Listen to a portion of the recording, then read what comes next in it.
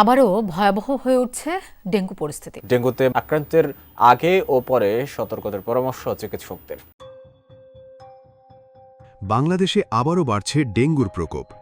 2026 সালের 1 জানুয়ারি থেকে 30 জুন পর্যন্ত দেশের বিভিন্ন হাসপাতালে ভর্তি হয়েছেন 6104 জন ডেঙ্গু রোগী, আর প্রাণ হারিয়েছেন অন্তত 18 জন।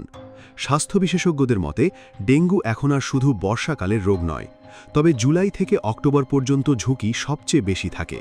একসময় ডেঙ্গু শুধু ঢাকার সমস্যা ছিল, এখন দেশের বিভিন্ন জেলা এবং গ্রামাঞ্চলেও দ্রুত বাড়ছে ডেঙ্গু আক্রান্ত রোগীর সংখ্যা। ডেঙ্গু বাড়তে থাকা ঝুঁকির মধ্যে মাননীয় প্রধানমন্ত্রী জনাব তারেক রহমান ডেঙ্গু প্রতিরোধ, নিয়ন্ত্রণ এবং জনসচেতনতা বাড়াতে সংশ্লিষ্ট প্রশাসন, স্বাস্থ্য বিভাগ এবং সাধারণ মানুষের সমন্বিত উদ্যোগের ওপর গুরুত্বারোপ করেছেন। জনগণকে সঙ্গে নিয়ে প্রতি সপ্তাহের শনিবার আপনারা যার যার এলাকার নিজ নিজ বসত বাড়ি এবং আশেপাশের এলাকায় পরিচ্ছন্নতা অভিযান পরিচালনা করুন।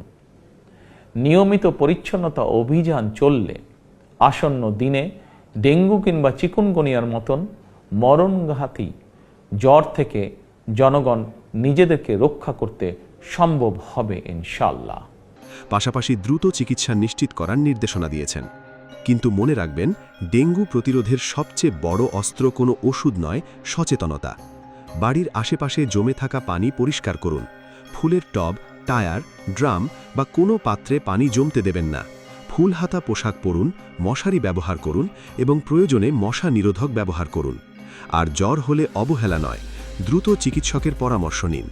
মনে রাখবেন, একটি পরিষ্কার আঙিনা, একটি সচেতন পরিবার এবং সময়মতো চিকিৎসা বাঁচাতে পারে একটি জীবন।